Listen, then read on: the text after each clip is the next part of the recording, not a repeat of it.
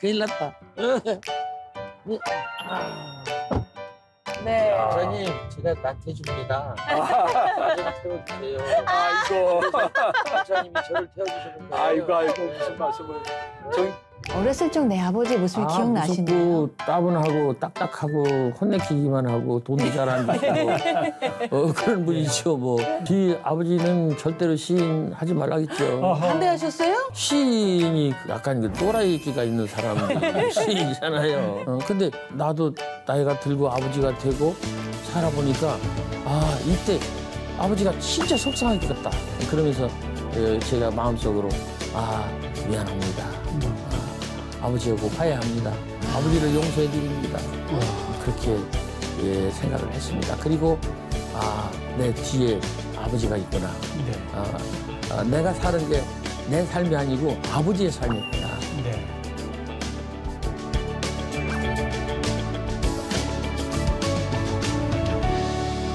근데 초반에는 아버님께서 왜 시인 되는 거 반대한다고 하셨잖아요. 근데 계속 반대하셨더랬어요? 아니면 뭔가 중간에 좀 바뀌셨나요? 시인 당선된 뒤부터는 그냥 내비두셨어요. 도움도 막 주시고요? 네.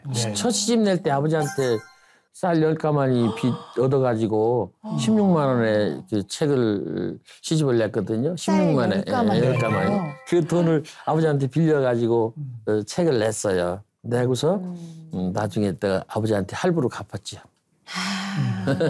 교사를 원하셨으면서도 또 아들의 꿈을 위해서도 또 이렇게 도움을 주셨었네요. 그리고 아버지는 이런 걸 좋아하세요. 다른 사람한테 칭찬받는 거. 그건 다 좋아하지 않나요, 선생님? 그런가요? 네. 다른 사람들이 제 칭찬하는 것. 제 최고죠. 칭찬하는 걸. 그러니까 간접적으로 이제 이렇게 돌아서 들어오는 칭찬. 이런 걸 굉장히 좋아하세요. 네. 이 세상 모든 아버지들이 그렇지 않을까요? 똑같습니다. 네? 네. 하나님 아버지도 목사님 그렇지 않으실까요?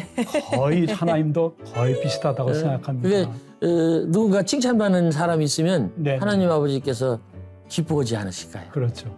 아, 그분이 아마도 나 집사님이 아닐까 하는 생각이 듭니다. 그래요? 저는 축복을 많이 받았습니다. 네. 세상에 나와서 가지 말라는 길로 갔는데 시를 써서 이렇게 방송에도 나오고 네. 책도 팔리고 시인협회 회장도 하고 네. 또 독자들도 많이 갖고 강연도 다니고 네. 그런 것이 너무너무 감사하고 고맙고 그런 것이요. 그래서 하나님께서 저한테 그런 달란트를 주셨는데 그런 달란트를 저는 선용하기를 바랍니다. 좋은 곳에 써먹기를 바랍니다. 혹시 나 선생님이 아들로서 네. 아버지 앞에 한번 시를 한번 쫙 읽어드리신 적이 있는지요? 진짜요? 궁금해요. 이지요.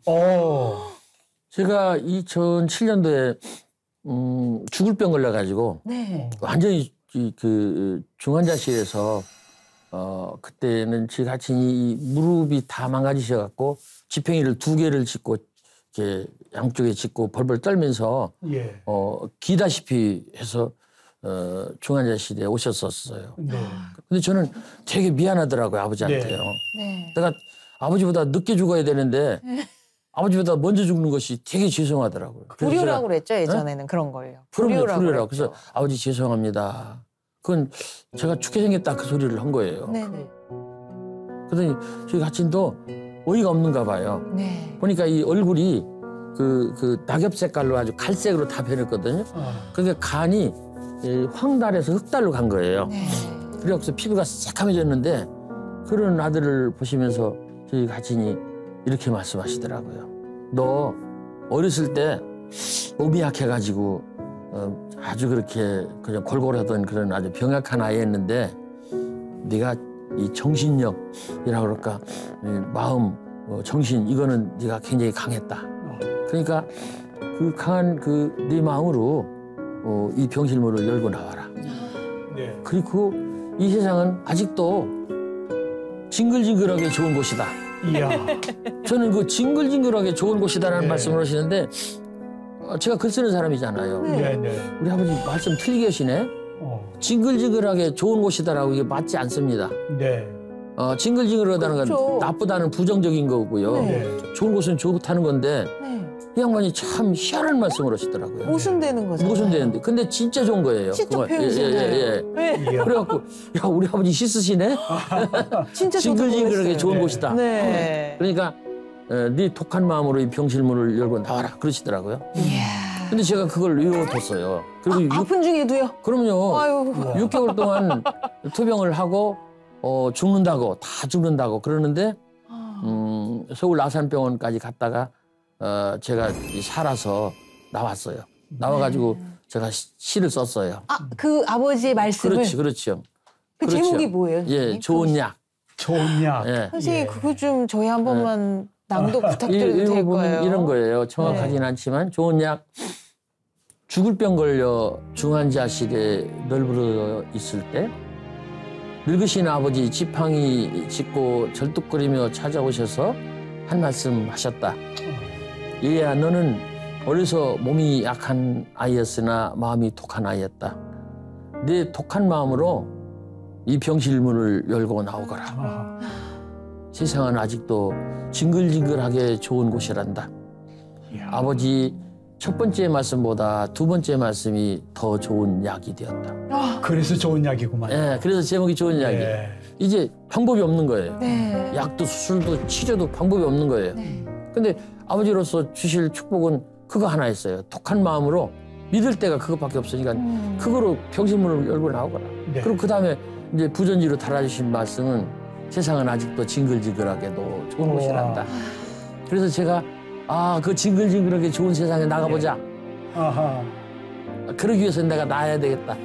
그래서 나왔어요. 이야. 그래서 여기 왔습니다. 아유 정말 멋진 아버지시네요. 나중에 가서 그걸 읽어드렸어요. 네. 그랬더니 우리 아버지가 저희 같이 읽었어요. 나 그런 말 한 적 없다. 더 매력 있으신데요. 잊어버리신 거예요. 네네. 그래서 아버지 확실합니다. 네네. 확실합니다. 아버지가 그렇게 하셨어요. 그랬더니 야 내가 그렇게 안 했는데 예. 네가 글 쓰는 사람이라서 꿈에서 썼는가 보다.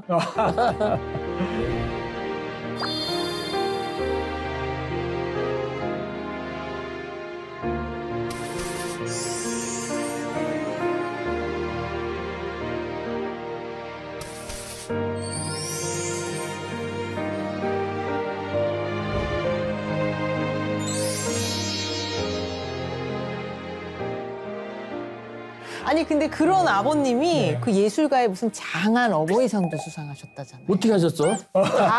저희가 알아봤지요. 그러셨어요. 네. 네. 뭐 상을 주신다고 그래가지고 받았어요. 근데 저희 같이는 누워 계셨고요. 그때 그래서 이제 당시에요. 제가 대신 가서 네네. 받았는데 괜히 많이 울었습니다. 그렇구만. 예. 눈물이라는 것이 꼭 좋아서 나빠서가 아니라 복잡한 마음에서 나잖아요. 그렇죠. 그래서 눈물을 많이 흘렸는데 저희 딸도 따라갔습니다. 네. 근데 저희 딸도 또 잘 알지도 못하면서 울더라고요. 근데 장관님이 그 상을 주시면서 자기도 우시더라고요. 이야. 그러면서 그때 말씀을 하신 일이에요. 나도 아버지가 계십니다. 그런데 우리 아버지는 돌아가셨습니다. 네. 이런 것을 보니까 나도 아버지 생각이 납니다. 네. 그래서 장관이 그냥 눈이 벌겋게 울으셨어요. 그래요. 제 개인적인 소견으로는 나 선생님 말씀을 계속 듣다 보니까 아마도 나 선생님의 시적 감각은 아버님 편으로부터 내려오지 않았을까 하는 생각이 좀 들고요. 네. 그분이 시는 안 쓰셨지만은 네. 저를 시 쓰는 것을 반대하셨지만은 네. 저희 가치인한테 제가 받은 거는 편지입니다. 편지. 주셨어요. 예, 편지를 고등학교 1학년 때부터 제가 공주에서 학교 다닐 때부터 받았는데 그 편지가 이만큼 있어요. 어머나. 네. 근데 보면 이런 그 구절이 제가 지금 기억이 납니다. 오늘 내가 하루 종일 고달프게 일을 했는데 이제 겨우 손을 닦고 발을 닦고 그냥 호롱불 앞에서 너에게 편지를 쓴다. 세상에. 이 편지를 쓰는 것이 나의 유일한 낙이다. 예. 그런 구절이 저한테 마음속에 남아 있습니다. 사랑이 가득한 아버지셨네요. 편지를 이만큼 그 시절에 네, 이만큼 누가. 쓰셨어요. 아니 근데 선생님 답장하셨어요? 잘 안 했죠. 아니 그러면 해본 적은 있으세요? 부족하셨죠? 아버지에게 받은 편지보다는.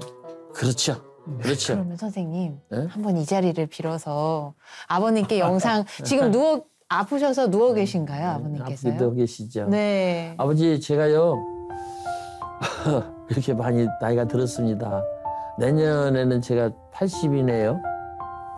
이 성경에도 사람의 연수가 70이요 강건하면 80이라고 그랬는데 그 강건하면 80 그 나이에 제가 됐네요. 아유 죄송스럽고 저는 그냥 열심히 잘 살랍니다. 그리고 아버지 계신 동안에 제가 용돈이라도 잘 드리고 이렇게 보필하는 아들이 됐으면 좋겠는데 둘째 아들, 셋째 아들이 와서 자주 보시고 딸들이 봐주시니까 그거는 걱정이 없는데 저는 그냥 모자란 아들입니다. 네, 아버지 여러 가지로 감사합니다. 네, 고맙습니다. 네. 면목이 없어요. 연세가 드시면서 가끔 내가 아버지 닮아간다 하는 생각이 드실 때가 있다고 그러셨는데 특별히 어떤 때 그러한 생각이 좀 드시는지요? 저는 아버지 반대 방향으로 가고 싶었어요. 네. 네. 자식들은 그래요. 예, 예. 저희 같이는 리얼리스트였거든요. 현실주의자. 그리고 저는 로맨티스트였거든요.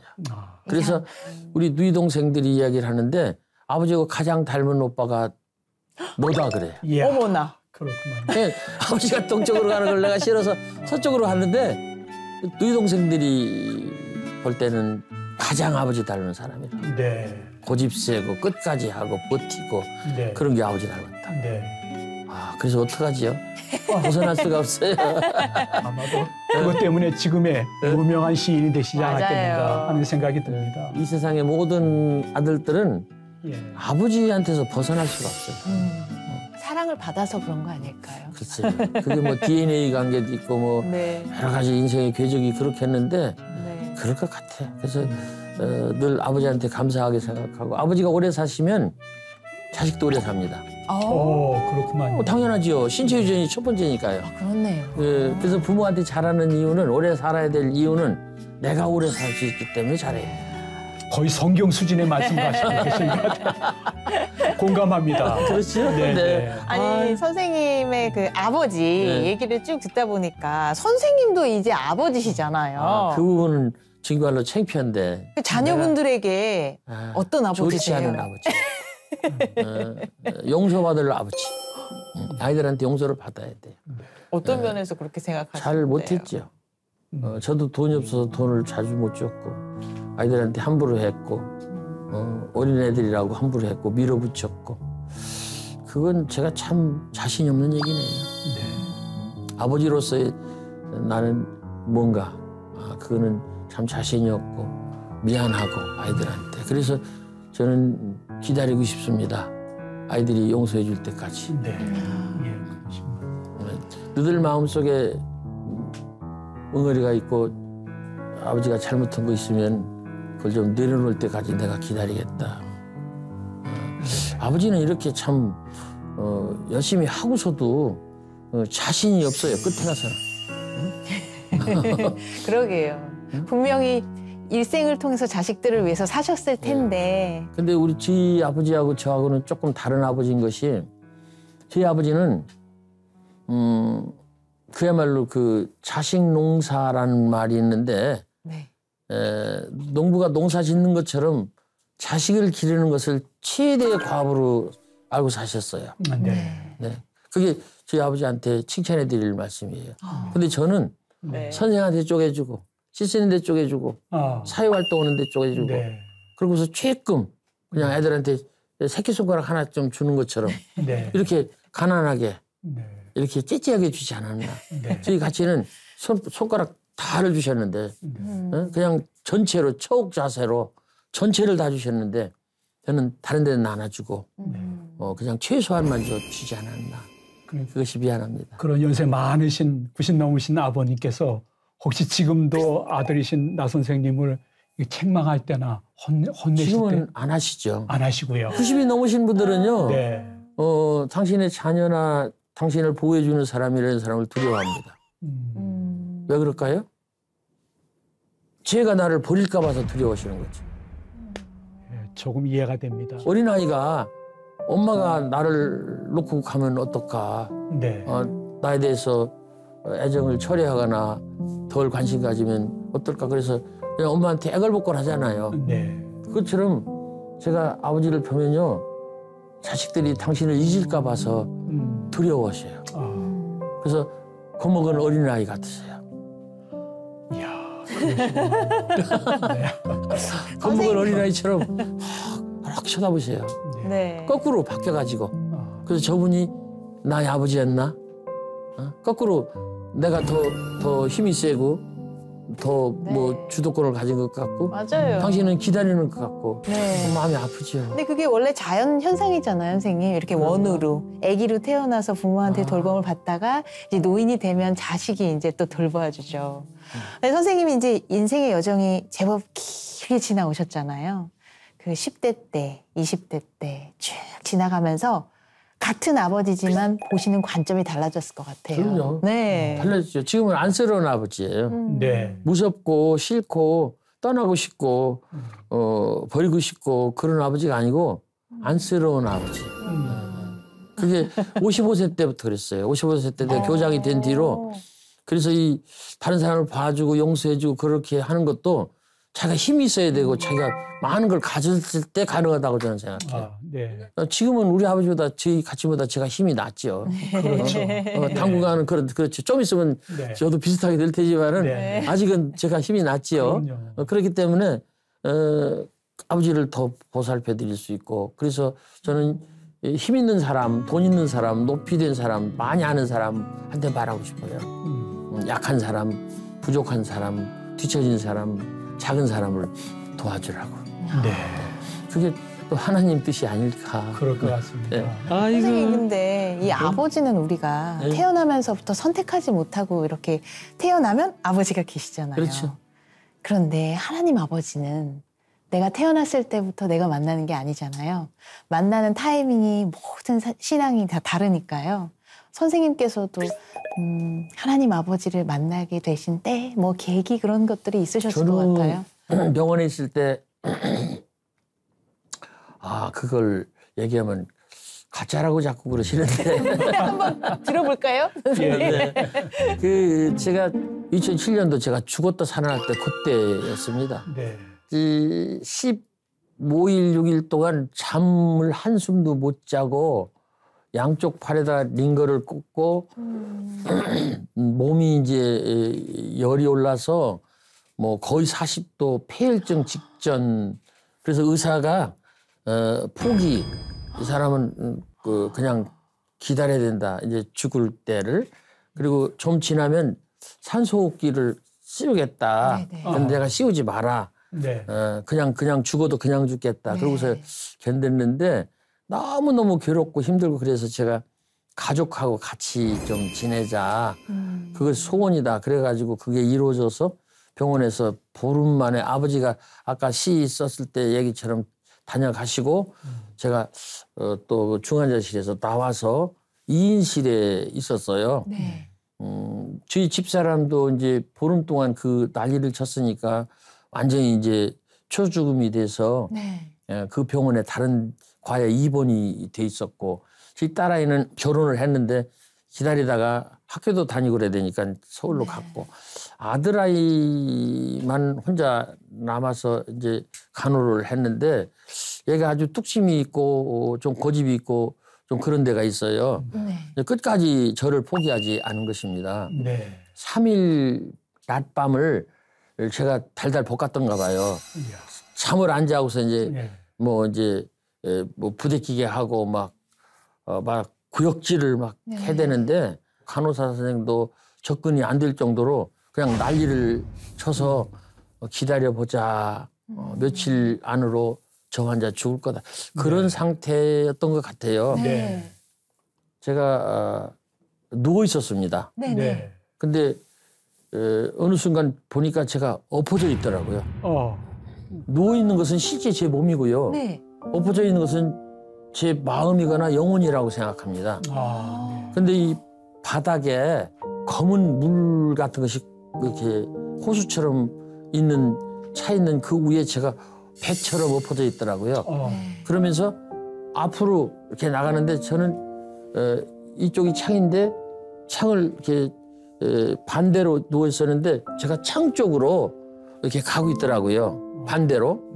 근데 그때 가면서 제가 느끼니까 그렇게 아프고 그렇게 고통스럽고 힘들고 그랬는데 그게 어느 순간이가 싹 없어졌어요. 와. 그래서 평화롭다, 자유롭다, 그다음에 고요하다 이런 느낌을 제가 받았습니다. 네. 평화롭고 자유롭고 고요하면 겁나게 좋은 것입니다. 그렇죠. 그런 상태가 돼서 앞으로 나가는데 그 앞에 제 앞에 이렇게 반원 같은 이렇게 원이 보이면서 동굴처럼 보이면서 거기서 희미한 하얀 빛이 나와요. 네.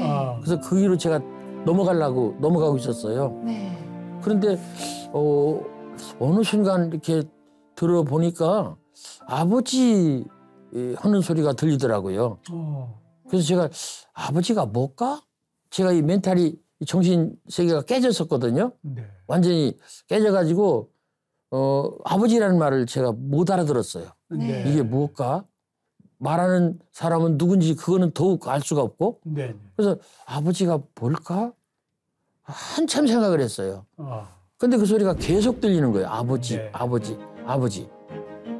그렇게 그 아이의 말을 듣고 제가 아무래도 돌아가야 되겠다. 네. 그래서 돌아왔어요. 어머나. 아니, 누워있는 사람이 뭘 돌아와요? 네. 돌아와야 되겠다. 근데요, 아주 힘들었어요, 돌아오는 게. 마치 그 큰 나무 둥치를 이렇게 비트는 것처럼 네. 방향을 바꿔서 비트는 것처럼 힘이 들었어요. 그래서 돌아왔어요. 돌아와 보니까 제 아들아이가 3일 낮 밤을 불렀던 거예요. 이야. 저를요. 어. 나중에 이제 와. 깨어서 보니까 양쪽 코에다 휴지를 맞고 있는데 코피가 나가지고 양쪽 코에서 다 코피가 나고 3일 낮 밤을 저하고 실갱이를 해가지고 네. 무슨 환상을 보신 것 같죠? 그렇죠. 저는 네. 혹시 선생님이 말씀하시는 것을 믿지 않는 분도 계시겠지만은 저는 100% 믿습니다. 네. 하나님의 특별한 간섭의 순간이었습니다. 와. 저는 리어 데드 익스피리언스 그 은사체험 임사체험 그 말을 몰랐었어요. 네. 네. 네. 나중에 그런 말이 있다고 그러더라고요. 네, 있습니다. 그러고 나서 그 다음에 이 아침에 의사 오시기 전에 간호사 그 피 이렇게 빼가는 분들이 혈액 검사라고 해서 빼가는데 그 다음 날 의사가 이렇게 말을 해요. 피 검사 결과 우리가 넣는 그 약이 그 뱃속에 쓸개가 완전히 터졌는데 터진 부분으로 지금 들어가고 있습니다. 아멘. 그러면서 분명하게 이렇게 말씀을 했어요. 네. 그때까지는 환자분 그랬는데 선생님, 환자분 그러더니 선생님 옛날 모습으로 돌아갈 수 있을 것 같습니다. 이야. 저는 너무너무 놀랐어요. 그런 그 체험을 한 그 다음 날입니다. 어머나. 그래서 제가 야 아무래도 이거는 나한테 기적이 일어나지 않았을까? 그렇죠. 그래서 제 집사람한테 얘기를 했더니 네. 맞다고 그러더라고요. 네. 이 제 몸을 통해서 하나님의 기적이 지나갔다고 생각합니다. 그러시구만요. 아멘. 네. 기적은요 이렇습니다. 태풍과 같아서 네. 태풍이 지나갈 때 그 순간을 몰라요. 그렇죠. 아하. 정신 없어요. 지나간 다음에 알아. 네. 다음에 그렇죠. 가로수가 넘어지고 나무가 뿌리 뽑히고 엉망진창에 지붕이 날아간 걸 보면 태풍이 지나갔다. 그래서 기적이 지나가는 순간은 기적을 당하느라고 자기가 몰라요. 네. 너무너무 정신이 없고 절박하다. 놀라워서. 근데 아하. 그때 제가 내 몸을 통해서 하나님의 기적이 지나갔다. 아멘. 진짜 저는요 네. 뭐 이렇게 방송이라서 그런 게 아니라 기적의 사람입니다. 네.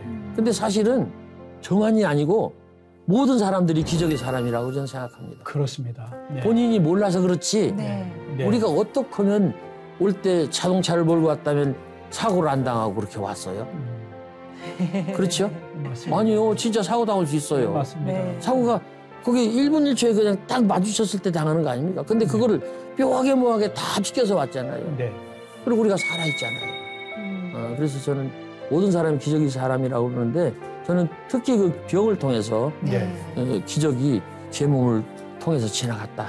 그렇게 이야. 체험했고 그 뒤로 제 세상이 달라졌어요. 예. 달라지셨어요? 네, 그럼요. 어떻게 저 걱정 안 달라지셨어요? 하죠. 걱정 안 하죠. 예. 네, 걱정 않고요. 네. 뭐 옷 입던 거 이거 한 10년 전, 5년 전 입던 거 계속 그래도 입고 항상 뭐 멋있으신데. 무슨 상관이 있어요. 네. 나한테 걱정이 없잖아요. 네. 밥 조금 먹고.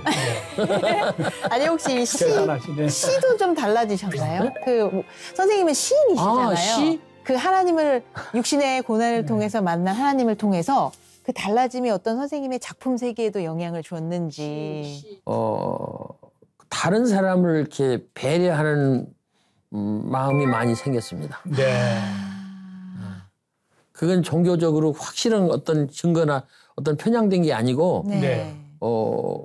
이게 그 전에도 있었지만은 그 아프고 나서 아, 이 세상은 나 한 사람과 모든 너로 되어 있구나라는 것을 제가 알았습니다. 네. 근데 가장 소중한 건 난데 이 소중한 내가 살아남으려면은 모든 너한테 잘해갖고 너의 도움을 받아야 돼. 그래서 너한테 잘하는 것이 나한테 잘하는 거다. 아. 그거를 알아서 네. 시가 쉬워졌고요, 짧아졌고요, 예. 단순해졌고요. 아, 쉬워지고 짧아지고 단순해지고 그리고 때때로 네. 그 반어법을 통해서 임팩트를 좀 준다. 네. 임팩트를 준다. 어이없는 웃음을 주고 네. 그래? 아닌 줄 알았는데 이렇게 그 뒤에 반전을 주는 그런 식으로 바뀌었습니다. 와, 그래서 저같이 시를 어려워하는 사람이 네. 선생님의 시는 이렇게 팍팍 와닿나 봐요. 그리고 지금 인터뷰하시는 것도요. 네. 시청자님과 우리를 엄청 배려하시면서 하신다. 그런가요? 네. 네. 네, 안녕하세요. 예. 이런 시는 신춘문예에 당선 안 시키는 겁니다. 아, 왜요? 그래요? 예, 왜요? 이렇게 수지야 너는 근데 이게 저한테 일생의 그렇습니다. 약이 됐어요. 네. 나이 들어서 행복하지요. 다시 뭐 청춘을 돌려달라면 그런 노래도 있지만 네. 지금 돌려달라면 안 받겠어요. 왜요? 보통 안 그렇게 네, 말하죠. 만약에 30대의 아버지로 다시 돌아갈 수 있다면 어떤 아버지로? 제가 예수님을 알기 전부터 예수님은 나를 알고 있었고 제가 예수님을 선택하기 전부터 예수님은 저를 선택해 주셨다고 생각합니다. 아멘. 아멘. 아니 저 선생님 뵈면요. 긍정의 이미지 이런 건 너무 상투적인 것 같고요. 저는 그냥 그 성경에도 나오잖아요, 목사님. 어린 아이와 같으세요. 그 해맑은 표정. 그리고 그 언변도 우리가 생각하는 그냥 줄줄줄 말 잘하는 게 아니라 아까 그러셨잖아요. 가식을 싫어하시고 진심이 담긴 네. 그런 것들을 참 좋아하신다고 저는 그러셨는데 말을 잘하는 게 아니고요. 그냥 네. 말을 할 뿐이에요. 어허. 항상 저렇게 말씀하시죠. 말을 잘하는 저는 잘하는 게 없어요. 그냥 할 뿐이에요. 네. 그림도 그리고 글씨도 쓰는데 제가 얼마나 졸렬한지 몰라요. 그래서 이렇게 생각합니다. 내가 시를 진짜로 잘 썼다면 저는 안 썼을 거예요. 시를 못 쓰니까 계속 잘 쓰고 싶은 거예요. 네. 말 되네요. 그렇잖아요. 네. 그래서 저는요 좋아하지 잘하지 않습니다. 좋아합니다. 그래서 계속 하는 거예요. 그래서 우리 젊은 분들이나 우리 시청자분들이나 이런 분들 중에 좀 답답하고 그렇게 힘들다고 생각하시는 분은 자기가 좋아하는 거를 골라가지고 끝까지 하셨으면 좋겠습니다. 아.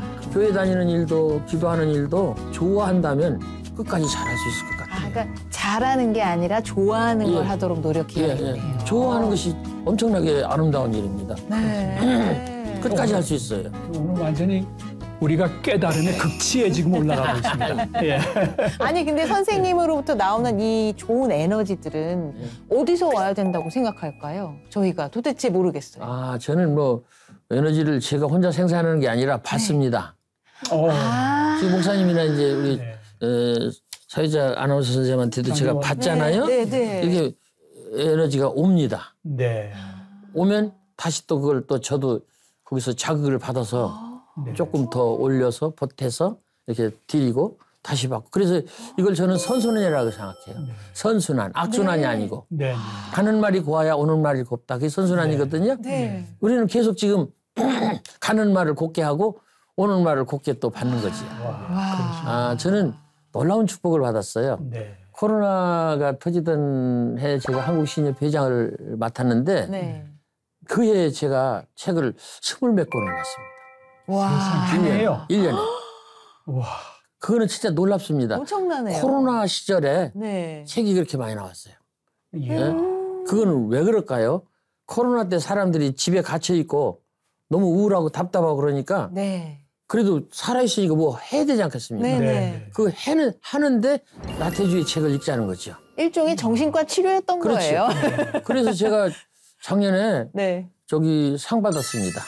와. 보건복지부 장관이 오. 이 추천해서 이 코로나 때 이 정신 어떤 치료 이런 때 공헌을 했다. 네. 그래서 상을 받았어요.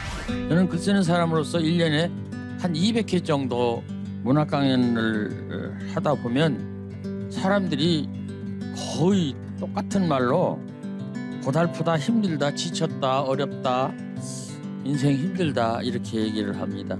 정신적으로 건강하지 못하다는 것이죠. 이런 때 시를 쓰는 저 같은 사람이 무슨 일을 해야 할까요? 사람들의 마음을 달래주고 위로해주고 쓰다듬어주는 그런 시를 써야 하지 않을까요? 시는 오늘날 힘들고 지친 사람들의 마음에 치료제가 되어야 된다고 저는 생각합니다.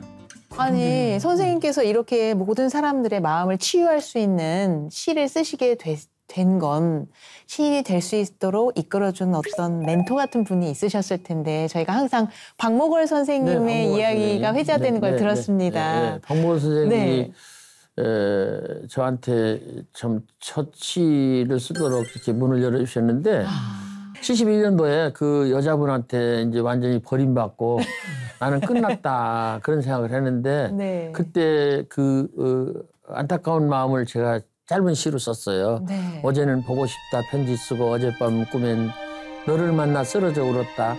자고 나니 눈두덩엔 메마른 눈물 자죽 문을 여니 산골엔 실비단한 게 밤새도록 댄잎에 별빛 어리듯 그슬린 등피에는 내 얼굴이 어리고 밤 깊어 대숲에는 후둑이다 가는 밤 소나기 소리 그리고도 간간히 사운데다 가는 밤바람 소리 이런 시를 제 주저리 써가지고 그걸 써서 신춘문예에 냈는데 네. 그걸 뽑아주셨어요. 근데 사실은 이런 시는 신춘문예에 당선 안 시키는 겁니다. 아, 왜요? 그래요? 예. 왜요? 이렇게 나약하고 이렇게 그냥 촌스럽고 그런 시를 그렇게 작고 그런 시를 어떤 심사위원이 시켜요. 박목월 선생이니까 시킨 거예요. 아. 네. 박목월 선생이니까 그걸 딱 잡고 부족하지만 당선작으로 과감하게 당선시키겠다. 그래서 제가 인연이네요. 당선을 했습니다. 그분이 이 저한테 없었으면 저는 없었어요.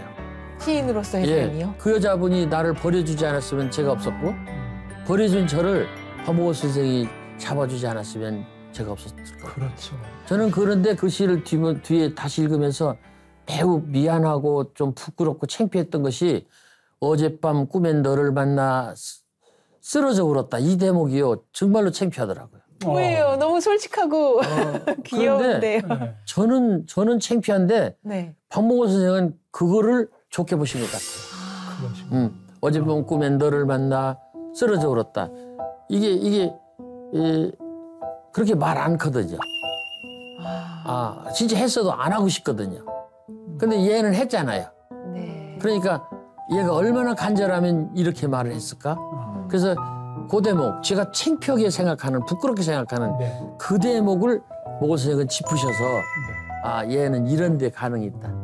예, 이렇게 다른 사람 같으면 창피해서 안 할 것까지도 이렇게 솔직하게 드러내서 얘기를 했구나. 그러니까 부족하지만 당선시켜야 되겠다. 그래서 당선을 했어요. 그런 제자 이렇게 앞날을 이렇게 보면서 주례까지 쓰신 것 주례? 같네요. 그것도 하시네. 주례서 네. 주셨어요. 네. 아유, 인연이 아주 깊으셨네요. 제가 3가지 은혜를 입었어요. 첫째는 신춘문예 당선시켜주신 시인이 안 될 뻔했는데 됐고요. 네. 두 번째는 시집 서문을 아주 잘 쓰셨어요. 이야. 첫 시집. 그리고 세 번째는 주례를 써주셨어요. 아, 너무너무 감동스러운 주례를 써주셨습니다. 네. 나고는 시골에서 초등학교 선생을 하면서 오직 혼자의 힘으로 노력해서 신춘문예에 당선된다는 것은 참 어려운 일인데 그 일을 했다. 그리고 그 혼자의 힘으로 또 이렇게 시집을 내서 자기 나름대로의 그 자리를 잡는다는 것은 참 어려운 일이다.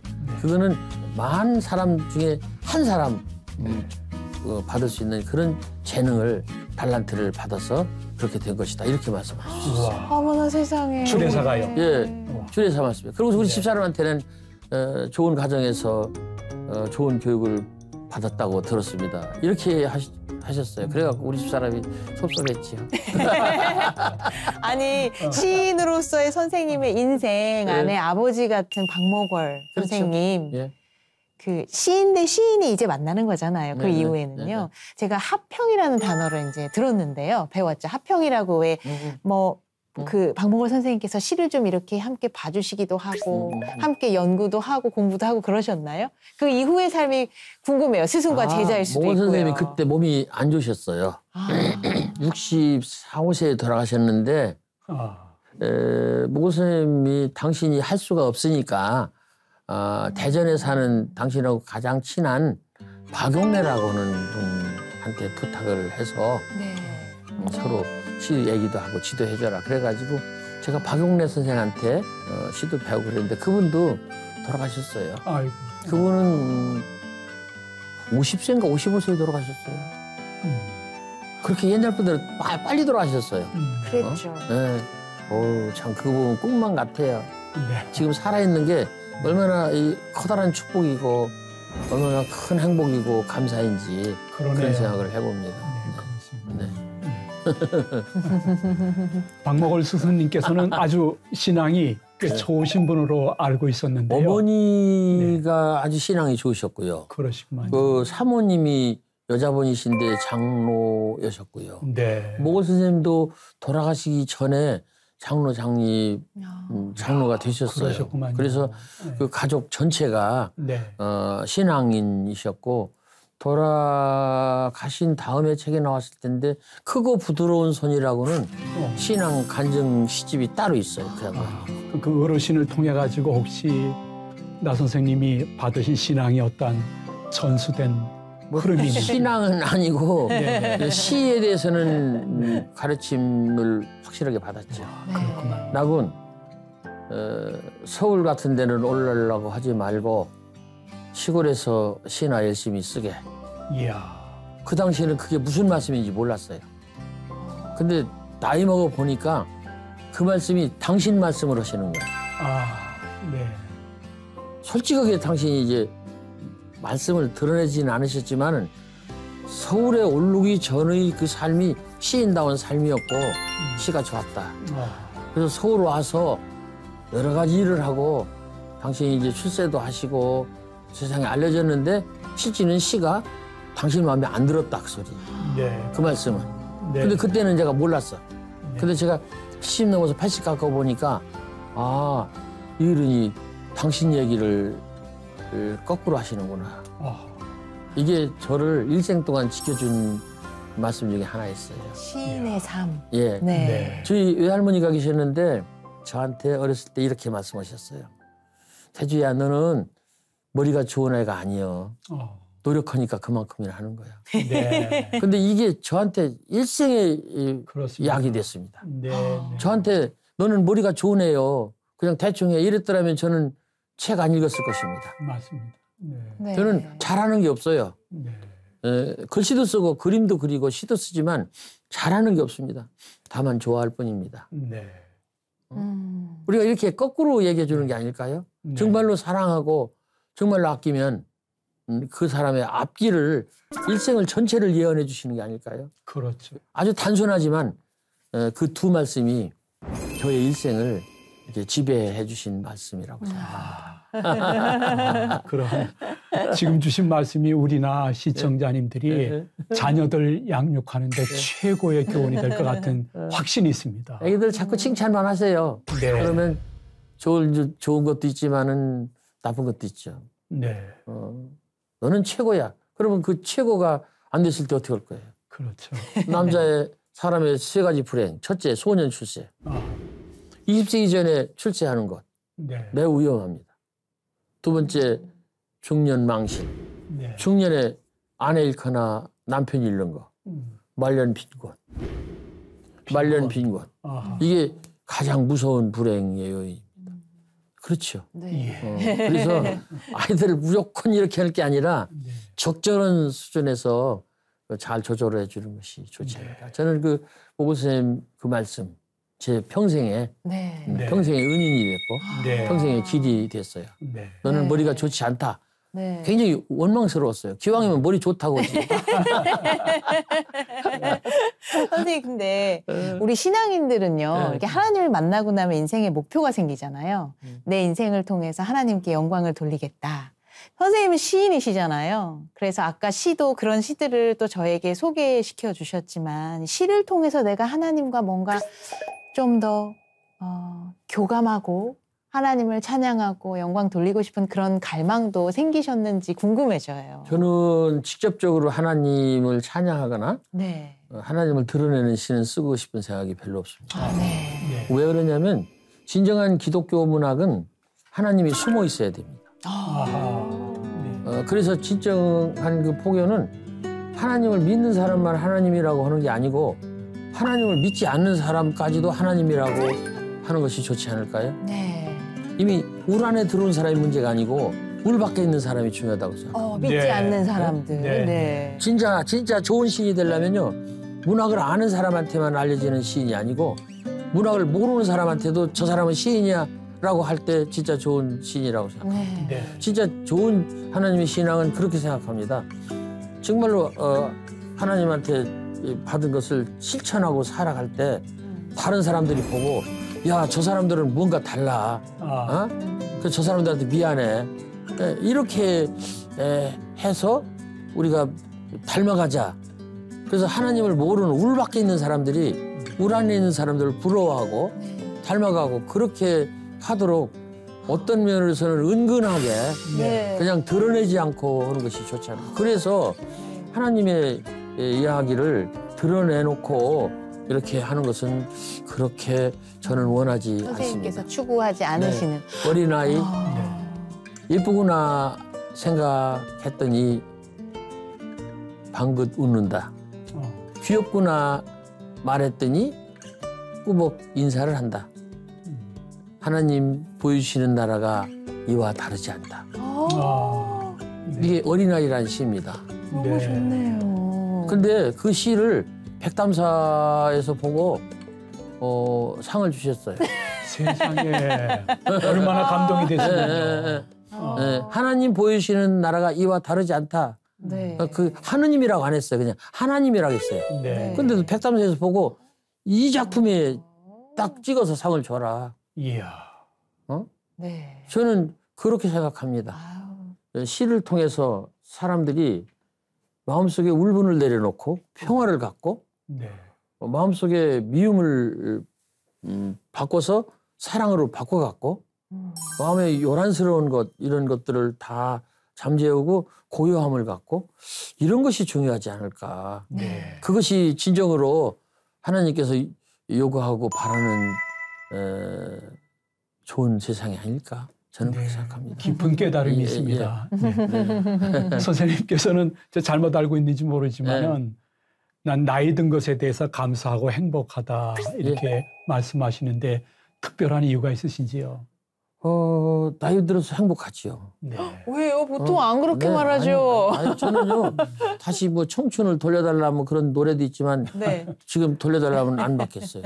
네. 다시 시련을 하고 여자한테 버림받고 다시 가난하고 다시 힘들고 다시 시험 보고 왜 그런 청춘으로 다시 갑니까? 아, 그런 왜 인생을 다시 가요? 네. 지금 받은 게 지금 사는 것이 얼마나 좋은데요. 네. 저는 그렇게 생각합니다. 내가 산 인생만 내 인생이다. 아하. 내가 쓴 돈만 내 돈이다. 내가 본 풍경만 내 풍경이다. 아니 아무리 풍경이 아름답다고 해도 내가 안 봤는데 그게 무슨 내 풍경입니까? 그렇죠. 내가 아는 사람만 내 사람이다. 그래서 저는 내가 산 인생이 너무너무 벅차고 감사하고 많다고 생각합니다. 네. 얼마나 많아요. 그리고 지금 남은 인생도 얼마나 살지는 모르지만은 저는 날마다 이 세상 하루하루가 새날이다, 첫날이다 그렇게 생각합니다. 1월 1일이 되면은 365개의 태양과 360개의 달과 그 주변에는 수없이 많은 별을 내가 공짜로 선물 받았다. 그런 삶을 사는데 다시 옛날로 돌아가고 그렇습니다. 그래서 네. 저는 지금 살아있는 이 늙은 게 너무 좋고요. 감사하고 멋지네요. 네. 그렇게 생각합니다. 선생님, 저 오늘 이렇게 장시간 동안 함께 이렇게 얘기를 나누다 보니까요. 오늘 자다가 꿈에서 시가 나올 것 같은. 아, 시를 쓰십시오. 시를 네. 쓰는데 중요한 게요. 어렵게 쓰려고 하지 말고 네. 뻔따서 쓰려고 하지 말고 잘 쓰려고 그러지 말고 네, 좀 알려주세요. 남처럼 쓰려고 하지 말고 네. 그냥 자기가 쓰고 싶은 대로 쓰십시오. 네, 네. 제가 그냥- 쓰고 싶은데. 그냥 제가 흔히 하는 얘기인데 개구리가 네. 준비 운동하고 물속에 들어가는 거 보셨어요? 네. 그냥 들어가지요. 네. 네. 그러니까 시도 그냥 쓰는 거예요. 네. 그냥 그대로. 제가요 70살 넘어서 겨우 글을 깨친 분들의 글을 제가 심사한 적이 있어요. 네. 전국적으로. 네. 엄청나게 말하자면 아직도 문명이 많습니다. 우리나라에. 통계는 없다고 그러는데 그래요. 엄청나게 많아요. 근데 그분들이 이제 글을 깨쳐갖고 70살이 넘어갖고 저는 7살에 글을 깨쳤는데 70살에 겨우 글을 깨쳐서 시를 써요. 엄청나게 좋은 글이 많습니다. 네. 남편이 돌아가셨어요. 네. 영감아 땡감아 왜 일찍 떨어졌어. 내가 지금까지 있었으면 잘해줄 텐데. 근데 어떻게 네. 이렇게 귀엽게 그렇게 쓸 수 있을까요? 그 그러니까- 사실은 좀 슬픈 그러니까 내용이잖아요. 그냥 쓴 거예요. 그냥 쓴 거예요. 야. 개구리가 준비운동하고 물에 들어가듯이 그냥 있는 대로 창피한 생각 없이 남의 뻔 따서 이렇게 잘 쓰려고 하지 않고 길게 쓰려고 하지 않고 그냥 쓴 거예요. 네. 근데 그분들의 시가 너무너무 아름답습니다. 아하. 그렇잖아요. 오히려 시인들의 시에는 그런 게 없는데 그렇게 진솔하게 솔직하게 예? 그렇게 그래서 오늘 저녁에 가셔서 네. 그냥 편한 대로 쓰세요. 선생님은 계속 나이 먹고 늙어가는 게 좋다, 만족스럽다, 네. 뭐 돌아가고 싶지 않다 그러셨지만 만약에 음. 30대의 아버지로 다시 돌아갈 수 있다면 어떤 아버지로? 아이들한테 조금 시간을 더 할애하는 아버지가 되고 싶습니다. 아하. 네. 저는 30대 고등학교밖에 안 나와가지고 통신대학을 시작해가지고 네. 8년 동안 5년 동안 통신대학 나왔고 3년 동안 대학원 다니고 그러고 나니까 이제 40대가 중반이 되더라고요. 네. 그 사이에 아이들은 돌보지 않고 아이들한테 옷 사줄 거, 아이들한테 군것질감 사줄 거 그걸로 대학원 책 사보고 아. 네. 너무너무 미안하고 네. 답답한 40대, 30대를 살았습니다. 네. 그래서 만약에 돌아간다면 아이들한테 좀 눈길을 더 주는 네. 좀 보살펴주는 그런 아버지가 됐으면 제가 이제 곧 이 5월달 어버이날 그때쯤 돼서 나올 책이 있는데 네. 그 책의 그 전체 제목은 아니고 안에 저희 딸하고 같이 씁니다. 아. 딸이 본 아버지, 네. 아버지가 본 딸 그렇게 해서 두 사람이 쓰는데 따님도 시인이세요?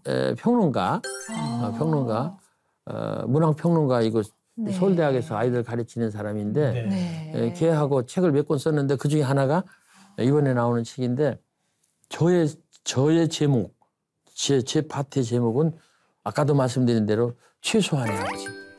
아. 미안해서 애들한테 네. 미안해서. 그래서 만약에 돌아간다면 그걸 좀 벗어날 수 있는 좀 더 아이들한테 시간을 주고 돈이 생기면 좀 더 그쪽에 좀 이렇게 나눠주고 같이 할 수 있는 그런 아버지. 네. 근데 미안하지요. 네. 근데 뭐 돌아갈 수도 없겠고 돌아가고 싶지 않아요. 됐습니다. 네. 네. 저는 그냥 네. 미안한 대로 이지러진 대로 됐다 이렇게 말씀하고 싶습니다. 이지러진 대로 네. 모자란 대로 난 됐다. 그리고 뭐 머지않아 때가 되면 지구 여행을 끝내고 이제 돌아가겠습니다. 선생님 요즘 시대가 이제 어른이 사라진 시대다 뭐 이렇게 말하면서 좀 슬프잖아요. 네. 근데 거기서 어른이라는 말은 어찌 보면 우리 아버지의 의미가 담겨 있는 거 아닌가 싶어요. 이 시대를 바라보시면서 어떤 생각이 어른들이 드시는지. 좀 어른답게 좀 했으면 좋겠습니다. 우선 아, 아 네. 먼저. 먼저. 네. 네. 그리고 아이들을 나무라고 아이들한테 꾸지람하고 막 그렇게 할 게 아니라 아이들을 좀 이렇게 이해하고 이렇게 같이 가는 동행 이런 것들이 있었으면 좋겠고요. 그리고 젊은 사람들도 어른들을 너무 라떼라 꼰대다 이렇게 하지 말고 네. 좀 우리가 잘 모르니까 인생 경험이 많은 저분들한테 들어야 되겠다. 네. 그래서 저는 이렇게 생각합니다. 젊어서 알 수 있었다면, 늙어서 할 수 있었다면 이것이 하나님이 우리에게 놓으신 덫이다. 네. 젊어서는 알 수가 없어요. 아하. 그래서 알 수 있었다면 얼마나 좋을까. 네. 그러기 위해서는 현자를 만나야 되고 선생을 만나야 되고 네. 책을 읽어야 되고 여행을 해야 되고 생각을 해야 되고 겸손해야 되고 이게 젊은이들이 가질 수 있는 품성입니다. 그리고 늙어서 할 수 있었다면 이거는 젊었을 때 아껴야 돼요. 그래서 저는 늙어서 또 여전히 걸어 다닐 수 있고 책도 읽을 수 있고 이렇게 하기 위해서 젊어서 정신이든 육체든 아낄 필요가 있다. 예. 그런데 우리 젊은이들도 다 안다고 그러지만은 그들이 알고 있는 것은 일부예요. 할 수 있는 것도 컴퓨터나 잘하고 그런 거 잘하지 참고 견디고 인생을 조망하고 그런 건 좀 부족할 거예요. 네. 그런 것들은 어른들한테 좀 배웠으면 네. 그렇게 해서 상보 관계가 됐으면 좋겠습니다. 어른들은 아이들을 젊은 사람들을 인정해주고 자리를 비켜주고 젊은 사람들은 어른들에게 네. 이렇게 배우려고 이렇게 가르쳐 주십시오. 비켜주시면 저희가 잘 가겠습니다. 네네. 이렇게 해서 서로 평화가 되고 화합이 됐으면 좋겠습니다. 네. 자, 나태주 선생님, 웬만한 강사에게는 들을 수 없는 특별한 은혜와 교훈과 아닙니다. 또 깨달음을 주셔서 아닙니다. 네. 진심으로 감사를 아닙니다. 드립니다. 감사합니다, 목사님. 예. 예, 저는 그런 생각이 좀 듭니다. 제가 좋아하는 성경 구절이 있는데 오늘 선생님을 만나면서 그런 생각이 들었어요. 사람이 마음으로 자기의 길을 계획할지라도 그 걸음을 인도하시는 분이 여호와 하나님이시랍니다. 그래서 아마도 나 선생님에게는 선천적으로 유전적으로 하나님이 특별한 걸음으로 이끄시지 않았는가. 네. 그거는 은혜가 아니라 몇 사람에게만 주는 은사인데 정말 시의 은사를 받으신 귀하신 어르신 모시고 대담할 수 있는 것이 우리에게도 행복이었습니다. 네, 감사합니다. 목사님. 저는 제가 예수님을 알기 전부터 예수님은 나를 알고 있었고 네. 제가 예수님을 선택하기 전부터 예수님은 저를 선택해 주셨다고 생각합니다. 아멘. 네. 저는 그렇게 생각합니다. 예. 선택해 주신 하나님께 감사드립니다. 네. 아멘. 시청자 여러분, 어느 광고에서 가족 사진이 계속 나오는데 사진 속에 아버님만 안 보이는 거예요. 아버지는 어디 있을까 찾다가 마지막에 아버지는 바로 카메라를 들고 계속 찍어주고 있었던 것입니다. 그래서 사진 속에 없었다 하고 끝나는 옛날 카피가 생각이 납니다. 맞는 것 같아요. 저희 집도 사진에 아버지 얼굴은 그렇게 자주 있었던 것 같지 않아요? 그렇습니다. 네. 어쩌면 아버지, 이 시대의 아버지들은 항상 그렇게 가족을 위해 달려왔지만 가족 바로 옆에 있었던 게 아니라 가족 사진 속 아버지처럼 우리 마음 속에서도 그 의미가 조금씩 흐릿해진 아버지가 아닐까 생각이 듭니다. 하지만 사진을 찍어주는 아버지가 없었다면 함께 찍은 가족 사진도 남아있지 않을 것입니다. 우리에게 가장 소중하고 특별한 의미로 남아있는 존재가 아버지란 사실을 조금 더 변함없이 믿었으면 좋겠습니다. 그렇습니다. 점점 더 이 아버지의 의미가 퇴색돼 가고 또 사라져가는 시대라고 하지만 그래서 더 가슴 깊이 소중하고 또 생각하고 싶은 존재가 아버지가 아닐까라는 생각을 해봅니다. 앞으로도 아버지, 나의 아버지에서는 잠시나마 잊고 지냈던 혹은 조금 소홀했던 우리 아버지의 존재 그리고 소중함에 대해 일깨우는 시간을 가져보도록 하겠습니다. 오늘 그 뜻깊은 시작은 시인 나태주 선생님께서 저희와 함께 해주셨습니다. 선생님 고맙습니다. 네. 감사합니다.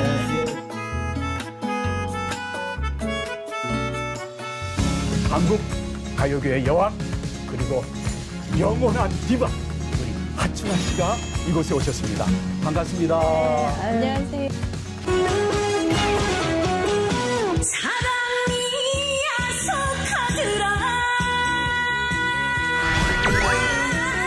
가는 당신이 무정하더라. 지금 제 눈에 볼 때는 네. 지금도 아이돌이에요. 아, 그래요? 그럼요. 일평생 뵀던 분이기 때문에 저는 노래는 정말 나의 운명. 우리나라에서 가장 유명한 가수가 돼야 돼.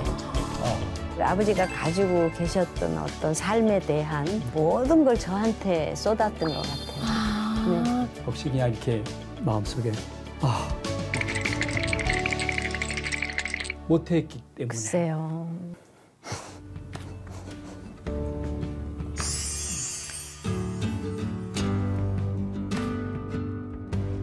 오늘은 절대 내가 울으면 안 된다. 마음속으로 결심을 하고 왔는데요. 목사님께서 저를 울리셨어요. 아이고 그러셨구만. 아이고 미안합니다. 예.